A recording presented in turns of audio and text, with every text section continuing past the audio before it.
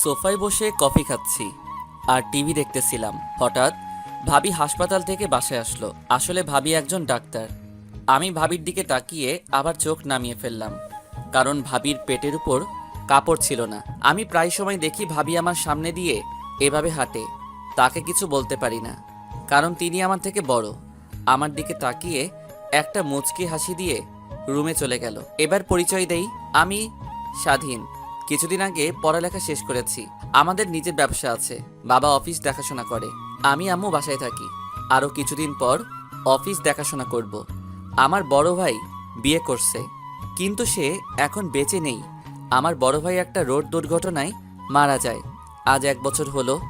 আগে ভাইয়া বাবার সাথে অফিস দেখাশোনা করত, এখন বাবা একাই দেখাশোনা করে। তাই আমি ভাবছি বাবাকে আর অফিসে যেতে দিব না, আমি নিজে অফিস দেখাশোনা করব। এবার আসি ভাবির কথায়।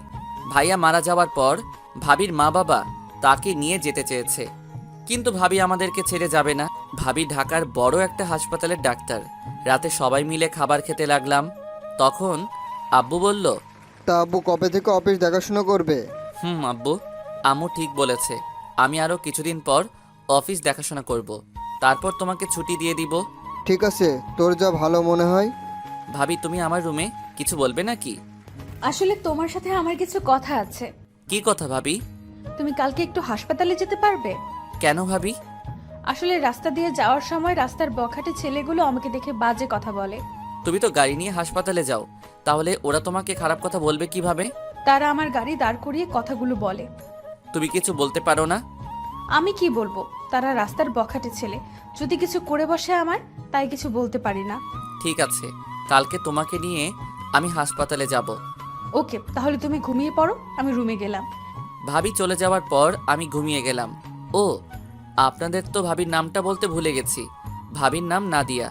সকালে ঘুম থেকে উঠে ফ্রেশ হয়ে নাস্তা করে ভাবি আর আমি গাড়ি নিয়ে হাসপাতালে যেতে লাগলাম। হঠাৎ রাস্তার মাঝে কিছু ছেলে দাঁড়িয়ে গেছে। আমি ভাবিকে গাড়িতে বসিয়ে তাদের সামনে গেলাম। কি হয়েছে এখানে? তোকে বলবো কেন, আমরা তো গাড়ির ভিতরে পাখিটাকে দেখতে আসলাম। ও, তার মানে তোরা প্রতিদিন ওনাকে ডিস্টার্ব করিস? করলে তোর কোনো সমস্যা? তাহলে আজকে দেখি তোরা আমার সামনে ওনাকে টাচ করে দেখা।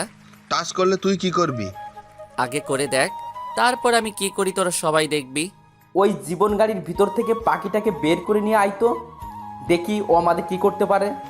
আর যদি কখনো শুনি তোরা ওনাকে রাস্তার মাঝখানে দাঁড় করিয়ে খারাপ কথা বলছিস, তখন তোদের উপরে পাঠিয়ে দেব। কথাটা মনে রাখিস। পরে সবগুলো আমার পা ধরে ক্ষমা চেয়ে চলে গেছে। তারা আর জীবনে এমন কাজ করবে না। তারপর আমি গাড়িতে গিয়ে বসলাম। হঠাৎ ভাবি বলল, কি ব্যাপার স্বাধীন, তোমার হাত থেকে তো রক্ত পড়ছে। হয়তো তারা ছুরি দিয়ে কেটে দিছে।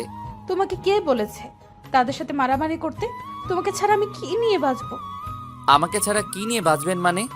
মানে তোমাকে ছাড়া আব্বু আম্মু কি নিয়ে বাঁচবে, তাই বলছি। আমি মনে হয় অন্যটা শুনেছি। তুমি এমনিই বেশি শুনো। কথা না বলে বসে থাকো, হাসপাতালে যাওয়ার পর হাতে ব্যান্ডেজ করে দেব। কিছুক্ষণ পর হাসপাতালে চলে আসলাম। এখন আর ভাবি বলবো না, নাম ধরে বলবো। নাদিয়া আর আমি হাসপাতালে ঢুকে নাদিয়ার কেবিনে চলে গেলাম। তারপর ভাবি আমার হাতে ব্যান্ডেজ করে দিল। ভাবির সাথে কিছুক্ষণ কথা বলে বাসায় চলে আসলাম। দেখতে দেখতে আরও 5 দিন চলে গেছে। আজকে থেকে অফিসে যাব, আর এখন থেকে নাদিয়াকে অফিসে যাওয়ার সময় হাসপাতালে দিয়ে অফিসে যেতে হবে। এটা আব্বু আম্মুর আদেশ। সকালে ঘুম থেকে উঠে ফ্রেশ হয়ে রেডি হয়ে নিচে গেলাম। সবাই আমার দিকে হা হা করে তাকিয়ে আছে। আমি তো কিছুই বুঝতে পারছি না। আমি কি কোনো এলিয়েন নাকি? আমাকে দেখার কি আছে? কি ব্যাপার, তোমরা সবাই আমার দিকে এভাবে তাকিয়ে আছো কেন? তোকে তো আজকে চেনা যাচ্ছে না, তোকে আজকে রাজপুত্রের মতো লাগছে। দেখতে হবে না ছেলেটা কার? ও কি তোমার একা ছেলে? ও আমাদের ছেলে। বস বাবা, নাস্তা কর। ভাবি কোথায়? নাদিয়া রেডি হয়ে আসছে, তুই নাস্তা কর। না, ভাবি আসলে সবাই একসাথে করব। কিছুক্ষণ পর নাদিয়া এসে বলল, আমি রেডি। আমি ভাবির দিকে তাকিয়ে অবাক হয়ে গেলাম। ভাবিকে দেখতে আজকে পরীর মতো লাগছে। ভাবি আজকে শাড়ি পরেছে। হঠাৎ ভাবি বলল, কি ব্যাপার স্বাধীন, এভাবে তাকিয়ে কি দেখো? ভাবি, আজকে তোমাকে দেখতে অনেক সুন্দর লাগছে। কোথাও যাবে নাকি? আবার দেখি শাড়ি পরেছো। না, কোথাও না গেলে কি শাড়ি পরা যায় না? আমি তা বলি নাই। ওর সাথে বকিস না তো নাদিয়া, বস নাস্তা কর। জি আম্মু। নাদিয়া মা, তোমাকে একটা কথা বলার ছিল, কিন্তু এখন বলবো না, কি কথা বাবা? রাতে বলবো। ঠিক আছে বাবা। তারপর নাস্তা করে বাহিরে এসে গাড়ি নিয়ে নাদিয়াকে হাসপাতালে নিয়ে যেতে লাগলাম। তখন ভাবি বলল, আচ্ছা স্বাধীন, তোমার কেমন মেয়ে পছন্দ? হঠাৎ এ কথা বলছো কেন ভাবি? না, এমনি জিজ্ঞেস করলাম। বলো না, কেমন মেয়ে পছন্দ? আমি এমন একটা মেয়েকে পছন্দ করব যে সবসময় আমার বাবা মাকে ভালোবাসবে, আমাকে ভালোবাসবে, সবার সাথে মিলেমিশে চলবে, আমার অনেক কেয়ার করবে, 5 ওয়াক্ত নামাজ আদায় করবে, কোরআন তেলাওয়াত করবে, নিজেকে সবসময় পর্দার আড়ালে রাখবে। এমন মেয়েকে আমি বিয়ে করব। তুমি কখনো কাউকে ভালোবেসেছিলে? আমি জীবনে প্রতিজ্ঞা করেছি, ভালোবাসলে বিয়ের পর বউকে ভালোবাসবো, বিয়ের আগে কাউকে ভালোবাসবো না। আচ্ছা স্বাধীন, আমাকে তোমার কেমন লাগে? এটা আবার কেমন কথা? তোমাকে তো নিজের ভাবির মতো লাগে, এবং আমি তোমাকে নিজের বড় বোনের মতো জানি। ও, নাদিয়া মনে হয় আমার থেকে এমন কথা আশা করে নাই। যাক, কথা বলতে বলতে ভাবির হাসপাতালে চলে আসলাম। ভাবিকে নামাই দিয়ে আমি অফিসে চলে আসলাম। অফিসে ঢোকার সাথে সাথে সবাই আমাকে অভিনন্দন জানিয়েছেন। আমি আমার কেবিনে চলে গেলাম। তারপর কিছু ফাইল দেখতে লাগলাম। বিকালে অফিস শেষ করে হাসপাতালে চলে আসলাম। এসে সামনে তাকিয়ে আমি অবাক হয়ে গেলাম। দেখি ভাবি একটা ছেলের সাথে হেসে হেসে কথা বলছে। আমার কেমন যেন খারাপ লাগছে। আমার কাছে এমন লাগছে কেন? উনি যার তার সাথে কথা বলুক, তাতে আমার কি? উনি একজন ডাক্তার, সবার সাথে কথা বলতে পারে।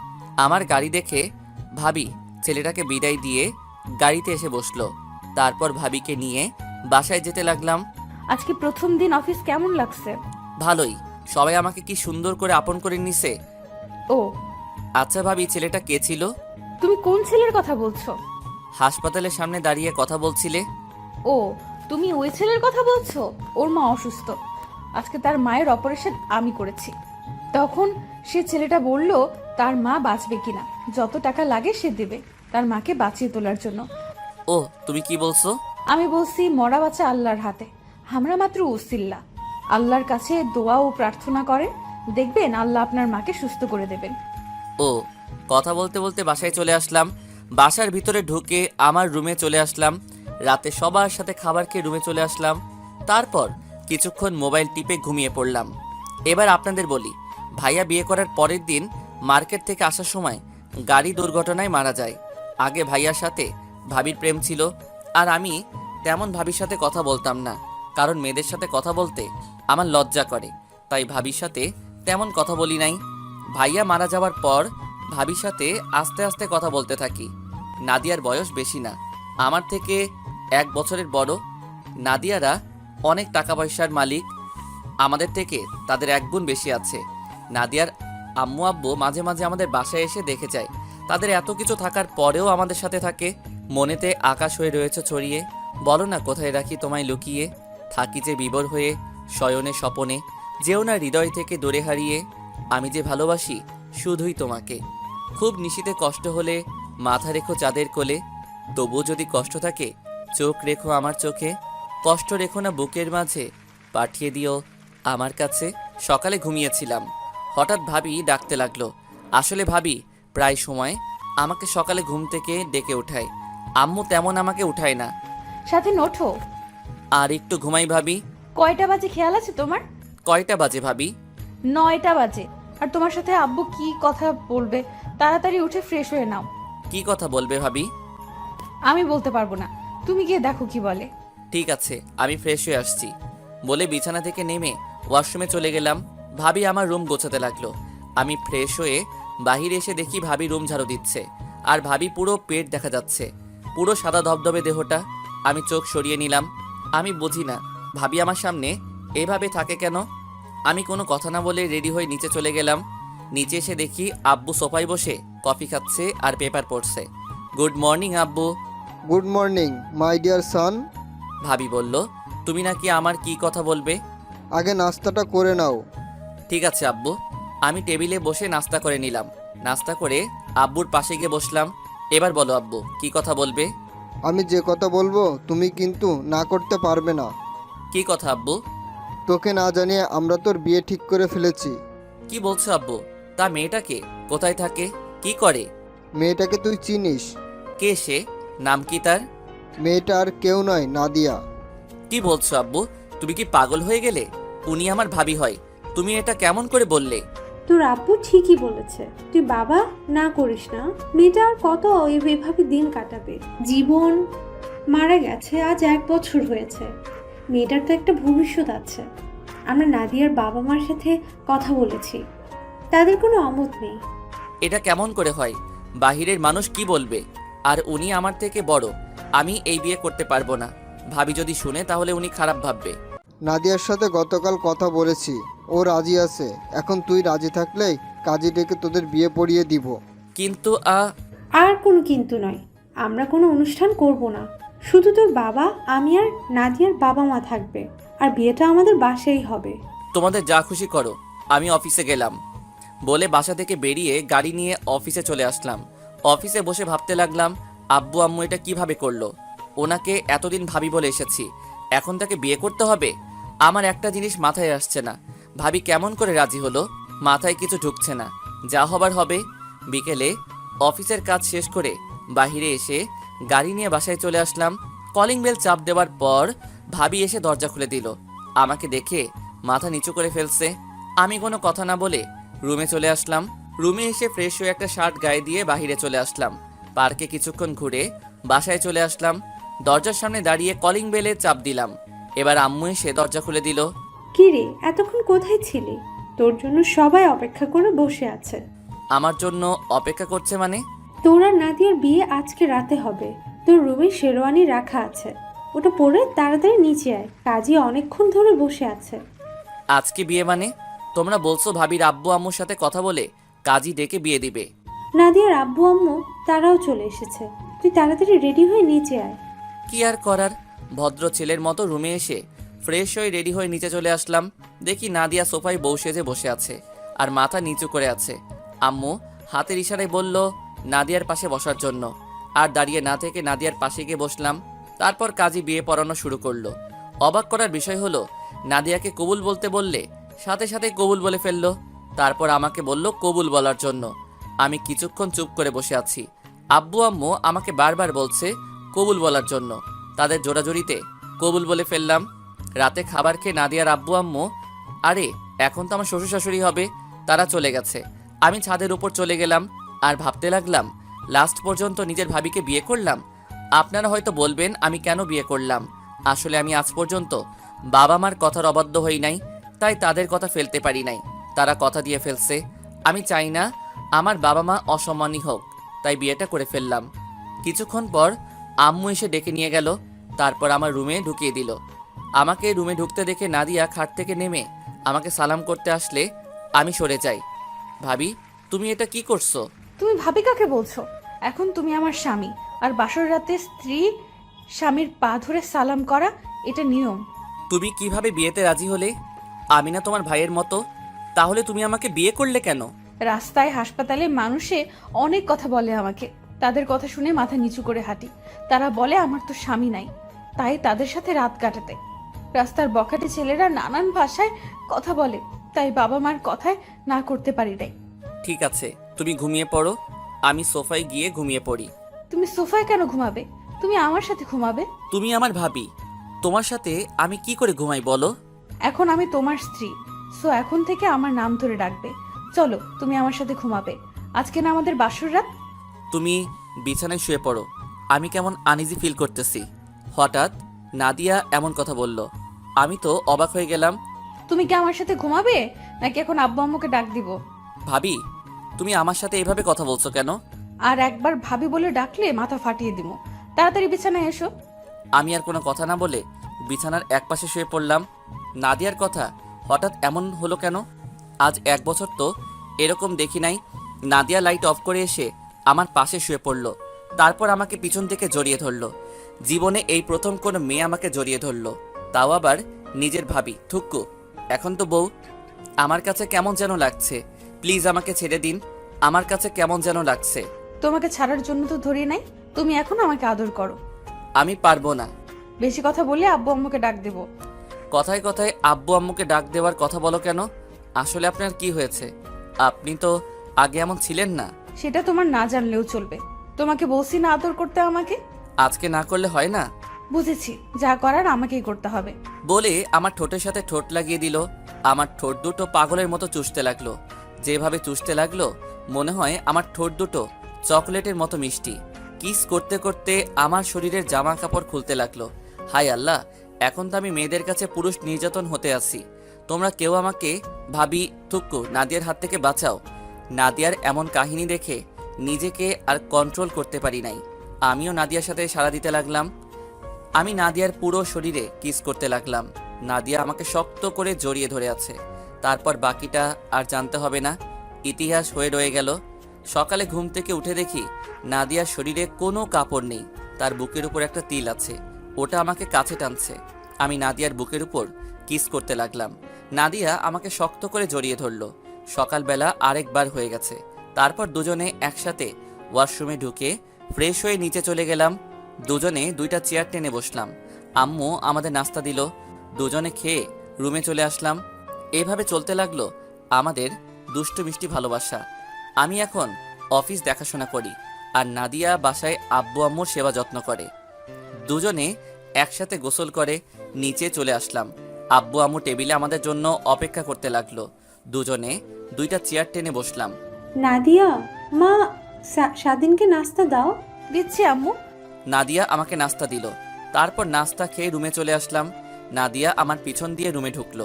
ঢুকে দরজা বন্ধ করে আমাকে জড়িয়ে ধরলো। আচ্ছা, তোমার হঠাৎ এত পরিবর্তন কেন? কারণ আমি যে তোমাকে ভালোবাসি তাই। মানে কবে থেকে?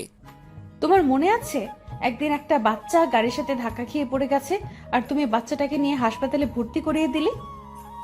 মনে আছে। তুমি জানলে কি করে? তুমি জানো বাচ্চাটাকে? সেটা আমি জানি না। রাস্তায় পড়েছিল, কেউ তাকে ধরছে না, তাই আমি তাকে হাসপাতালে নিয়ে ভর্তি করিয়ে দিলাম। পরে ডাক্তার বলল রক্ত লাগবে। আমার এক বন্ধুর রক্তের গ্রুপের সাথে বাচ্চাটার রক্তের গ্রুপ মিলছিল। তারপর বন্ধুকে ফোন দিয়ে নিয়ে এসে বাচ্চাটাকে রক্ত দিলাম। বাচ্চাটার মা সাথে ছিল। তারপর ওনাকে বলে আমরা চলে আসলাম। বাচ্চাটা আমার বান্ধবী বিথির ছোট ভাই ছিল। যখন আমি আর বিথি হাসপাতালে গিয়ে কেবিনে ঢুকবো তখন তুমি আর তোমার বন্ধু কেবিন থেকে বেরিয়ে গেছো। আমি ভিতরে গিয়ে আন্টিকে বললাম তোমার কথা। তখন আন্টি তোমার কথা বলে। আন্টির থেকে তোমার কথা শুনে অনেক ভালো লাগলো। তারপর তোমাকে অনেক খুঁজেছি কিন্তু কোথাও পাইনি। তার কিছুদিন পর তোমার মা বাবা দেখতে যায়, তাদের আমাকে পছন্দ হয়। এরপর কি হলো তুমি তো জানো। ভাইয়ের বিয়ের সময় আমার কি হয়েছে তুমি তো জানো, কিন্তু আমার পাঠক পাঠিকা তারা জানে না। তাহলে শুনুন, ভাইয়ের বিয়ের সময় আমি অনেক অসুস্থ ছিলাম। আমি হাসপাতালে ভর্তি ছিলাম। আমার প্রচণ্ড জ্বর ছিল। বিয়ের আগের দিন আমাকে বাসায় নিয়ে আসে। আমি তখন মোটামুটি সুস্থ ছিলাম। ভাইয়ের বিয়ের দিন আমি ভাবিদের বাড়িতে যাইনি। বিয়ের দিন তোমার চেহারা আমার চোখের সামনে খালি ভেসে উঠেছে। তারপর তোমার আশা ছেড়ে দিয়ে বিয়ে করে ফেললাম। তোমাদের বাড়িতে আমাকে নিয়ে আসার পর যখন তুমি আমাকে দেখতে এসেছো তখন যেন আমার মাথায় আকাশ ভেঙে পড়লো। শাশুড়ি আম্মা যখন বলল তুমি আমার দেবর, আমি তো বিশ্বাস করতে পারছি না। তারপর চিন্তা করলাম জীবন সাথী হিসাবে নাহি পেলাম, তবে দেবর হিসেবে তো পেলাম। বিয়ের পরের দিন যখন শুনলাম গাড়ির দুর্ঘটনায় মারা গেছে তখন আমার সব অন্ধকার হয়ে গেছে। 3 মাস পরে যখন কিছুটা স্বাভাবিক হলাম তখন তোমাকে পাবার আশা শুরু করলাম। আবার এটাও ভেবেছিলাম তোমার সাথে কি আমাকে বিয়ে দিবে। আমি তো তোমার থেকে বড়। আমার মা বাবা যখন বলল আমাকে নিয়ে যাবে তখন আমি তোমার কারণে যাইনি। বিয়ের আগের দিন রাতে আব্বু আম্মু আমাকে তার রুমে নিয়ে বলল তোমার সাথে আমাকে বিয়ে দিবে। আমি রাজি কিনা। আব্বুর কথা শুনে আমি অনেক খুশি হয়ে গেলাম। তখন আমি আব্বুকে বললাম আমি তো রাজি, স্বাধীন কি রাজি হবে? আব্বু বলল এটা নিয়ে আমাকে চিন্তা করতে হবে। স্বাধীন আজ পর্যন্ত আমাদের কথার অবাধ্য হয়নি। তুমি এই নিয়ে চিন্তা করো না, আমরা সব ব্যবস্থা করছি। এরপর কি হলো সব তো তুমি জানো। তাহলে তুমি আমাকে বললে না কেন তুমি আমাকে ভালোবাসো? ভয়ে বলতে পারি নাই। যদি তোমার মা বাবা আমাকে ঘর থেকে বের করে দেয় তখন তো আর তোমাকে দেখবো না। তোমাকে আমার কথায় অনেকভাবে বুঝিয়েছি কিন্তু তুমি বোঝো নাই। ঠিক আছে, এবার আমাকে ছাড়ো। অনেকক্ষণ ধরেছিলে। দরজা খোলা, কেউ চলে আসবে। না, আমি ছাড়বো না। আমাকে একটা কিস দাও, তারপর ছাড়বো। সকালে ঘুম থেকে উঠে দিছি না? আমার এখন লাগবে। আচ্ছা, তুমি এত রোমান্টিক কবে থেকে হয়েছো? তোমাকে আপন করে পাওয়ার পরে। এখন বেশি কথা না বলে আমাকে একটা কিস করো। কি আর করার। আমি নাদিয়ার মাথা উঁচু করে তার ঠোঁটের সাথে ঠোঁট লাগিয়ে দিলাম। দুজন দুজনকে কিস করতে লাগলাম। প্রায় 5 মিনিট পর ছেড়ে দিলাম। দেখতে দেখতে 7 দিন চলে গেল। আজকে থেকে অফিসে যেতে হবে, নাদিয়াকে সাথে করে নিয়ে যেতে হবে। তাকে হাসপাতালে নামিয়ে দিয়ে আমি অফিসে চলে যাব। সকালবেলা ঘুম থেকে উঠে দুজনে ফ্রেশ হয়ে নাস্তা করে গাড়ি নিয়ে বের হয়ে পড়লাম। নাদিয়া আমার ঘাড়ে মাথা দিয়ে রাখলো আর এক হাত তার হাতের ভিতরে রাখলো। কথা বলতে বলতে নাদিয়ার হাসপাতালে চলে আসলাম। নাদিয়া গাড়ি থেকে নামার আগে এমন কিছু করবে আমি তো কল্পনাও করতে পারিনি। নাদিয়া গাড়ি থেকে নামার আগে আমার ঠোঁটের সাথে তার ঠোঁট এক করে দিল। 2 মিনিট পর ছেড়ে দিয়ে নেমে গেল আর ভিতরে ঢুকার আগে বলে গেল অফিস থেকে দুপুরে হাসপাতালে চলে আসতে, দুজনে একসাথে লাঞ্চ করব। আমি ঠিক আছি বলে গাড়ি নিয়ে অফিসে চলে আসলাম। 7 দিন পরে অফিসে আসলাম। অনেক কাজ জমে গেছে, তাই বসে বসে কাজ করতে লাগলাম। কাজ করতে করতে দুপুরে লাঞ্চের টাইম হয়ে গেছে। হাতের কাজ এখনো কিছু বাকি আছে। পরে চিন্তা করলাম লাঞ্চ করে এসে করব। তারপর ম্যানেজারকে বলে অফিস থেকে বেরিয়ে গাড়ি নিয়ে নাদিয়ার হাসপাতালে চলে আসলাম। গাড়ি থেকে নাদিয়াকে ফোন দিলাম, কিন্তু নাদিয়া ফোন ধরলো না। আরও 2-3 বার দিলাম। অবাক করার বিষয় হলো নাদিয়া আমার ফোন রিসিভ করেননি। তাই গাড়ি পার্কিং করে হাসপাতালের ভিতরে ঢুকে গেলাম। আমি সোজা নাদিয়ার কেবিনে যেতে লাগলাম। কেবিনের সামনে এসে সোজা ঢুকে গেলাম। তারপর ভিতরে যেটা দেখলাম তার জন্য মোটেও প্রস্তুত ছিলাম না। এই পৃথিবীতে প্রিয় মানুষগুলোকে ছাড়া বেঁচে থাকাটা কষ্টকর, কিন্তু অসম্ভব কিছু নয়। কারো জন্য কারো জীবন থেমে থাকে না, জীবন তার মতোই প্রবাহিত হয়। তাই যেটা ছিল না সেটা না পাওয়াই থাক। সব পেয়ে গেলে জীবনটাও একঘেয়েমি হয়ে যায়। মনে রেখো, পৃথিবীর সকল কষ্টই ক্ষণস্থায়ী। কারোর সাথে অভিমান করতে হলে তার উপর মিনিমাম একটা অধিকার থাকা লাগে, না হলে সে কখনোই তোমার অভিমান ভাঙাতে আসবে না। কিন্তু আমি সেটা ভুলে গেছিলাম 2 দিনের কথা বলায় কারো উপর কোনো অধিকার তৈরি হয় না। যেটা তৈরি হয় সেটা শুধুমাত্র একটা মনুষ্যত্ব ছাড়া আর কিছুই না। নাদিয়ার কেবিনের ভিতরে ঢুকে যেটা দেখলাম তার জন্য মোটেও প্রস্তুত ছিলাম না। আরে পাঠক পাঠিকা ভাই বোনেরা, আপনারা কি ভাবছেন খারাপ কিছু দেখছি? ভুল ধারণা। দেখি নাদিয়া একটা ছেলের সাথে বসে হেসে হেসে কথা বলছে। আমাকে দেখে নাদিয়া বলল, স্বাধীন তুমি এখানে? সকালে কি বলেছো মনে নেই? তোমাকে কতগুলো ফোন দিছি, কিন্তু তুমি ফোন ধরো নাই। আসলে রাতে যে মোবাইল সাইলেন্ট করে রাখছি আমার মনে নেই। ওহ, তা উনি কে? ওর নাম আকাশ। তাদের নিজস্ব ব্যবসা আছে। আমার বান্ধবী বিথির হাজবেন্ড। আকাশ অফিসে যাওয়ার সময় আমার সাথে দেখা করতে এসেছে। ও আকাশ ও স্বাধীন আমার কলিজা, আমার প্রাণ, আমার সবকিছু, মানে আমার হাজবেন্ড। তুমি বিয়ে করেছো, আমাকে আর বিথিকে তো বলো নাই। আর ওকে দেখতে মনে হচ্ছে তোমার বয়সে ছোট। আসলে সব হঠাৎ করে হয়ে গেছে। আর ছোট হয়েছে তো কি হয়েছে, মাত্র 1 বছরের ছোট বড়, এটা কোনো বিষয় না। তুমি স্বাধীনের সাথে পরিচিত হও। হাই, আমি আকাশ। নাদিয়া তো আমার বিষয়ে বলেছে। আমি স্বাধীন, আমার নামও বলেছে সাদিয়া। বর্তমানে নিজেদের অফিস দেখাশোনা করি। ও, তো ঠিক আছে নাদিয়া, আমি বাসায় যাচ্ছি। দেরি হলে তোমার বান্ধবী আমার খবর করে ছাড়বে। ঠিক আছে দুলা ভাই, আপনি তাহলে যান। সময় পেলে অবশ্যই আসবেন আমার শ্বশুর বাড়ি। প্রথম কথা হলো আমাকে দুলাভাই বলে ডাকা যাবে না, আমার নাম ধরে ডাকবে। আমরা কিন্তু সমবয়সী। ঠিক আছে, সময় পেলে অবশ্যই তোমার শ্বশুরবাড়ি থেকে ঘুরে আসবো। বিথিকে সাথে করে নিয়ে আসবেন। ও যদি জানতে পারে তাকে না জানিয়ে বিয়ে করছি, তাহলে আমাকে আস্থা রাখবে না। আচ্ছা ঠিক আছে, নিয়ে আসবো। তো স্বাধীন সাহেব, ভালো থাকবেন, পরে আবার কথা হবে। প্রথম কথা হলো আমাকে সাহেব বলা যাবে না। আমার নাম ধরে ডাকলে খুশি হব, আর আমি কিন্তু আপনার থেকে ছোট। ওকে, সমস্যা নেই। আচ্ছা, তোমরা ভালো থাকো। আকাশ কেবিন থেকে বেরিয়ে যাওয়ার পর নাদিয়া দৌড়ে এসে আমাকে জড়িয়ে ধরলো আর বলতে লাগলো, সরি কলিজা, আমার ভুল হয়ে গেছে। আমার মোবাইল সাইলেন্ট ছিল, তুমি রাগ করো না। আমি রাগ করি নাই। ঠিক আছে চলো, দুজনে বাইরে গিয়ে লাঞ্চ করে আসি। ঠিক আছে চলো। তারপর নাদিয়াকে নিয়ে হাসপাতাল থেকে বেরিয়ে গাড়ি নিয়ে একটা রেস্টুরেন্টে চলে গেলাম।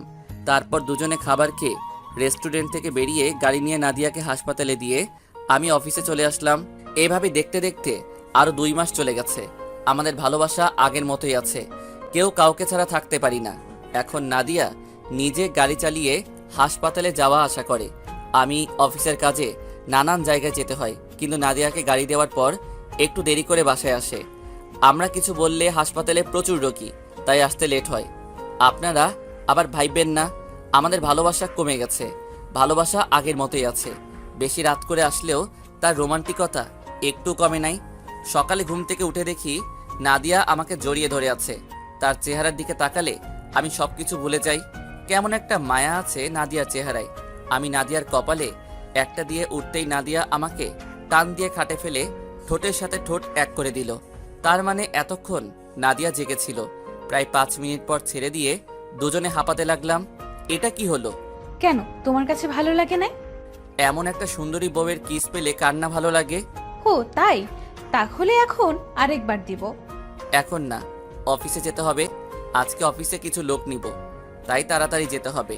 তোমার খালি কাজ, আমিও তোমাকে এখন সময় দিতে পারি না। কি করব বলো, হাসপাতালে অনেক রোগী, তাদের সেবা যত্ন করা আমাদের দায়িত্ব।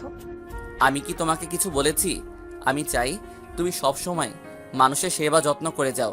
তুমি তো জানো আমি গরিব দুঃখী মানুষের সেবা বিনামূল্যে করি, তাদের কষ্ট আমার সহ্য হয় না। আমি তো জানি আমার জানুটা কেমন। এবার উঠো। তারপর দুজনে উঠে ফ্রেশ হয়ে নাস্তা করে বাসা থেকে বেরিয়ে আমি গাড়িতে উঠতে গেলে নাদিয়া দৌড়ে এসে আমার কপালে চুমু দিয়ে গাড়ি নিয়ে চলে যায়। আমি মনে মনে বললাম, পাগলি একটা। তারপর আমি গাড়ি নিয়ে অফিসে চলে আসলাম। সবাই দাঁড়িয়ে সালাম দিল। আমি সবাইকে বসতে বলে নিজের কেবিনে চলে আসলাম। তারপর ম্যানেজারকে ফোন দিলাম। ম্যানেজার সাহেব, সবাই কি চলে এসেছে? জি স্যার, আমি কি একজন একজন করে পাঠিয়ে দিব? ওকে, ঠিক আছে, দিন। Okay sir. তারপর একজন করে আসতে লাগলো কেবিনে। সবার ইন্টারভিউ নেওয়া শেষ। অনেকেই ভালো ইন্টারভিউ দিছে। অফিসে লোক লাগবে 5 জন, কিন্তু ইন্টারভিউ দিতে আসছে 20 জন। তারপর ভালো দেখে 5 জন রাখলাম। ইন্টারভিউ নিতে নিতে লাঞ্চের টাইম হয়ে গেছে, তাই ভাবলাম নাদিয়াকে একটা সারপ্রাইজ দিব। মানে তাকে ফোন না দিয়ে তার হাসপাতালে যাব। যেই ভাবা সেই কাজ। অফিস থেকে বেরিয়ে গাড়ি নিয়ে নাদিয়ার হাসপাতালে চলে গেলাম। গাড়ি পার্কিং করে হাসপাতালে ঢুকে তার কেবিনে যেতে লাগলাম। এখানে হাসপাতালের সবাই আমাকে চিনে। আমি নাদিয়ার জামাই। আমি সোজা নাদিয়ার কেবিনে ঢুকে অবাক হয়ে গেলাম। দেখি নাদিয়া মনমরা হয়ে বসে আছে। আমাকে তার কেবিনে দেখে দৌড়ে এসে জড়িয়ে ধরে কান্না করে দিল। আমি তো কিছুই বুঝতে পারছি না। নাদিয়া জানো, কি হয়েছে তোমার? তুমি কান্না করছো কেন? আজকে হাসপাতালে আসতে ওই দিনের ছেলেগুলো আমার গাড়ি দাঁড় করিয়ে আমার। কি করেছে আমাকে বলো নাদিয়া। তাহলে শোনো। তাহলে চলুন, কি হয়েছে ওখান থেকে ঘুরে আসি। নাদিয়া বলতে লাগলো। আমি গাড়ি চালিয়ে হাসপাতালে আসতেছিলাম, তখন ছেলেগুলো আমার গাড়ির মাঝখানে দাঁড়িয়ে গেল। আমি গাড়ি দাঁড় করালাম। তখন একটা ছেলে বলল, পাখি গাড়ি থেকে নেমে আসো। আরে পাখি, বসে আছো কেন? শুনছি তুমি নাকি আরেকটা বিয়ে করছো, তাও আবার দেবরকে। তো তোমার দেবর ঠিকভাবে দিতে পারে? না পারলে আমাদের বলো, আমরা খুশি করে দিব। আপনাদের ঘরে মা বোন নেই? রাস্তায় একটা মেয়ের গাড়ি দাঁড় করিয়ে এসব কথা বলতে লজ্জা করে না? ঘরে মা বোন সবাই আছে, শুধু কারোর বউ নেই। আমাদের কোনো লজ্জাও নেই। যদি তোমার জুনিয়র জামাই না পারে, আমাদের কাছে এসো। তখন আমি গাড়ি চালিয়ে হাসপাতালে চলে আসলাম। এসে সকাল থেকে অনেক কান্না করেছি। আমি নাদিয়াকে শক্ত করে জড়িয়ে ধরে বললাম, আমি থাকতে তোমার কেউ কিছু করতে পারবে না, আমার উপর ভরসা রাখো। তারপর নাদিয়াকে নিয়ে হাসপাতাল থেকে বেরিয়ে গাড়ি নিয়ে আগে একটা রেস্টুরেন্টে ঢুকে খাবার খেয়ে বাসায় যেতে লাগলাম। বাসায় যাওয়ার সময় একজনকে ফোন। কাকে ফোন দিলাম কিছুক্ষণ পর জানতে পারবেন। তারপর গাড়ি চালিয়ে বাসায় যেতে লাগলাম। আর ড্রাইভারকে ফোন দিয়ে বললাম নাদিয়ার হাসপাতালের সামনে থেকে আমার গাড়িটা নিয়ে বাসায় যেতে। যেতে যেতে হঠাৎ সকালের ছেলেগুলো গাড়ির সামনে দাঁড়িয়ে গেল। নাদিয়ার সাথে আমাকে দেখে বলল, কি ব্যাপার পাখি, সকালে দেখলাম একা গেছো, এখন দেখছি জুনিয়র জামাইকে সাথে নিয়ে আসছো। আমার মনে হয় সকালের কথাগুলো তার জামাইয়ের কাছে বলেছে, এখন মনে হয় তার স্বামী আমাদের কাছে পাখিকে নিয়ে আসছে। তাদের কথা শুনে গাড়ি থেকে একটা রড বের করে সবগুলোকে ইচ্ছে মতো মারতে লাগলাম। সবগুলো মায়ের খেয়ে রাস্তায় গড়াগড়ি খাচ্ছে। হঠাৎ পুলিশের গাড়ি চলে আসলো। স্বাধীন, ওদের ছেড়ে দেই, ওরা মারা যাবে। আমাকে ছেড়ে দেয় রাসেল। আজকে আমি ওদের মেরেই ফেলবো। আমার বউকে এসব কথা বলার সাহস ওরা কোথায় পেল? শোন, আইন নিজের হাতে তুলে নিস না। তুই ওদের আমার কাছে ছেড়ে দে, ওদের ব্যবস্থা আমি নিজ হাতে করব। রাসেলের কথায় ওদেরকে ছেড়ে দিলাম। রাসেল ওদের গাড়িতে উঠাই নিয়ে গেল। এবার আপনাদের বলি, আমি গাড়ি থেকে রাসেলকে ফোন দিলাম। রাসেল কিছুদিন হলো পুলিশের চাকরিতে জয়েন করেছে। সবথেকে বড় কথা হলো রাসেল আমার কলেজের বন্ধু। তো যাই হোক, গাড়িতে আসার পর নাদিয়া আমার পুরো শরীর দেখতে লাগলো। কি করছো তুমি? তোমার কোথাও লাগেনি তো? আরে আমার কোথাও লাগে নাই। যে মাইর দিছি মনে হয় না একমাত্র বিছানা থেকে উঠতে পারবে। আমি অনেক ভয় পেয়ে গেছি, যদি ওরা তোমার ক্ষতি করতো। ওরা আমার কিছু করতে পারবে না। তারপর কথা বলতে বলতে বাসায় চলে আসলাম। বাসায় এসে কলিং বেল চাপ দিলাম। আম্মু এসে দরজা খুলে দিল। আমাদের দুজনকে দেখে আম্মু হয়তো অবাক হয়ে গেছে। কি রে, দুজনে আজকে এত তাড়াতাড়ি চলে আসলি যে? শরীর খারাপ নাকি তোদের? শরীর ঠিকই আছে, এমনি চলে আসলাম। ঠিক আছে, তাহলে তোরা রুমে গিয়ে ফ্রেশ হয়ে নে। ঠিক আছে আম্মু। আমি আর নাদিয়া রুমে চলে আসলাম। দুজনে একসাথে ফ্রেশ হয়ে বেরিয়ে আসলাম। তারপর নাদিয়া যেটা করলো আমি তো অবাক হয়ে গেলাম। মানুষের মাঝে আছে মন, মনের মাঝে প্রেম, প্রেমের মাঝে জীবন, জীবনের মাঝে আশা, আশার মাঝে ভালোবাসা, আর সেই ভালোবাসার মাঝে শুধুই তুমি। আমার ভালোবাসা সেদিন সার্থক হবে যেদিন ভালোবাসার মানুষটি এক ফোঁটা চোখের জল ফেলে বলবে, আমি শুধু তোমাকেই ভালোবাসি। তারপর নাদিয়া যেটা করলো আমি তো অবাক হয়ে গেলাম। নাদিয়া আমাকে বিছানায় ফেলে দিয়ে আমার ঠোঁটের সাথে ঠোঁট লাগিয়ে দিল। প্রায় 5 মিনিট পর ছেড়ে দিল। তারপর দুজনকে জড়িয়ে ধরে শুয়ে পড়লাম। রাতে খাবার টেবিলে নাদিয়া বলল, আব্বু আম্মু, তোমাদের একটা কথা বলবো, রাগ করবে না তো? কি কথা নাদিয়া? আসলে আম্মু, আমি আর চাকরি করতে চাই না। এখন থেকে বাসায় থাকবো এবং তোমাদের সেবা যত্ন করব। তাহলে তো ভালোই হয়, তোমার যা ভালো মনে হয় করো। আমিও তোমাকে বলবো মনে করছি, পরে আবার চিন্তা করলাম তুমি যদি কিছু মনে করো, তাই বলিনি। এখানে মনে করার কিছু নেই আম্মু, তোমরা তো আমার সব। তোমরা যেভাবে বলবে আমি তো সেভাবেই চলবো। তা হঠাৎ তোমার এই কথা মনে হলো কেন? আসলে বাবা মা বাসায় একা একা থাকে, তাদের বয়স তো আর কম হয় নাই, তাই আমি ভাবলাম চাকরি ছেড়ে দিয়ে তাদের সেবা যত্ন করব। ও, তারপর রাতের খাবার খেয়ে রুমে চলে আসলাম। আমি গিয়ে বিছানায় শুয়ে পড়লাম। নাদিয়া আমাকে পিছন থেকে জড়িয়ে ধরলো। ওই, আমাকে আদর করো না কেন? তুমি জানো না তোমার আদর না পেলে আমার ঘুম আসে না?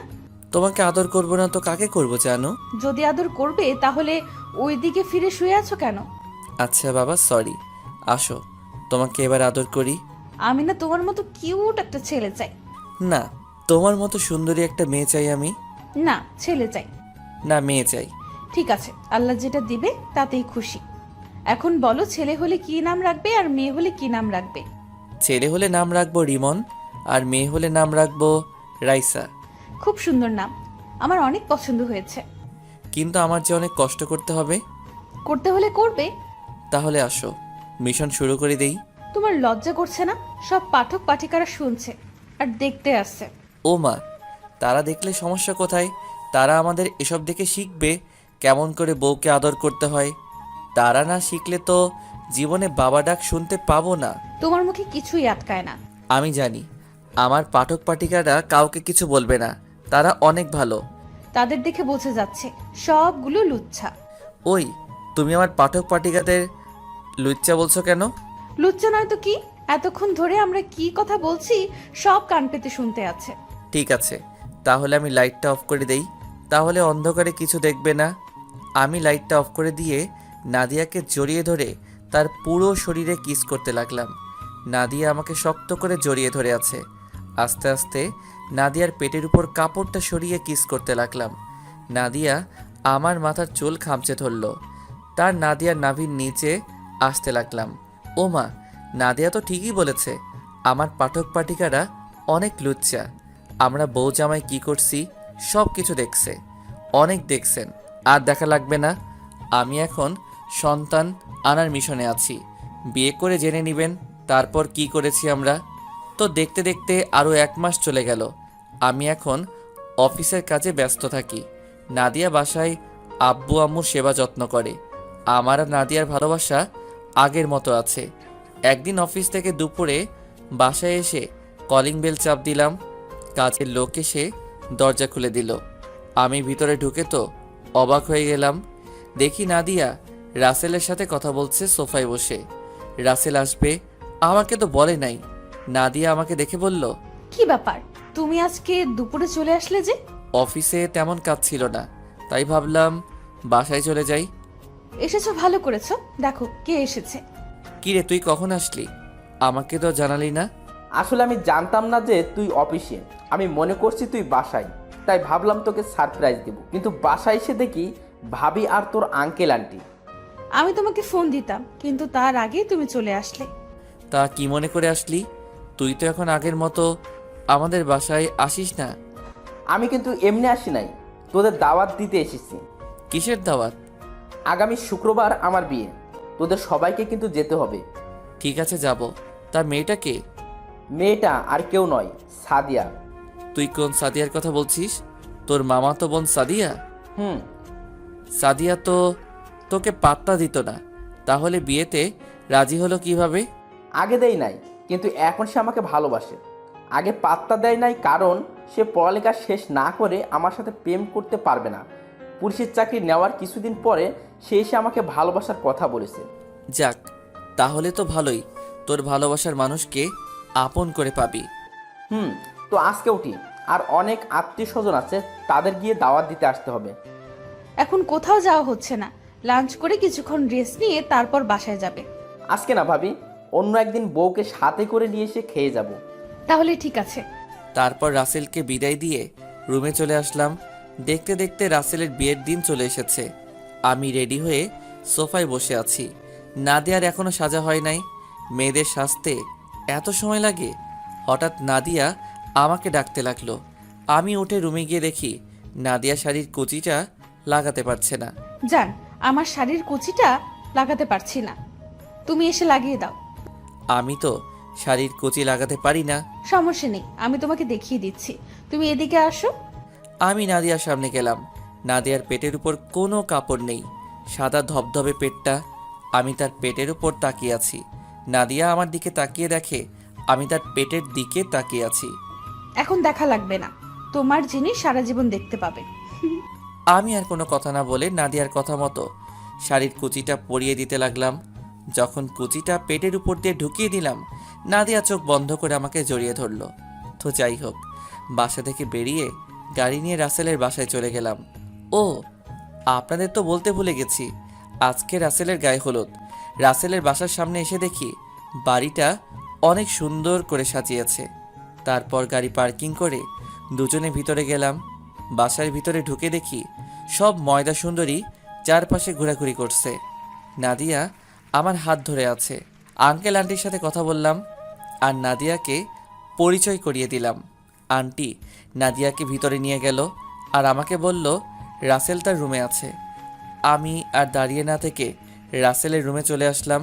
এসে দেখি শালা হবু বউয়ের সাথে ফোনে কথা বলছে। আমি পিছন থেকে গিয়ে মোবাইলটা হাতে নিয়ে কেটে দিলাম। কিরে শালা, কালকে তো একেবারে নিয়ে আসবি, তাহলে এত কথা বলার কি প্রয়োজন?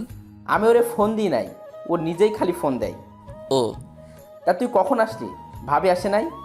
আন্টি নাদিয়াকে নিয়ে তাদের রুমে গেছে। তো তোর অনুষ্ঠান কখন শুরু হবে? এই তো কিছুক্ষণ পর।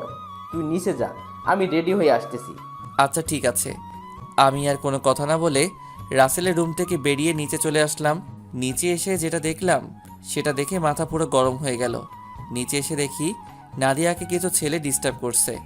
নাদিয়ার শরীরের নানান জায়গায় হাত দেওয়ার চেষ্টা করছে। নাদিয়া দাঁড়িয়ে কান্না করছে। চলুন ছেলেগুলো নাদিয়াকে কি বলছে শুনে আসি। এই সুন্দরী, তোমার বাড়ি কোথায়? তোমাকে দেখতে না ভেরি সেক্সি লাগছে। আমাদের সাথে যাবে?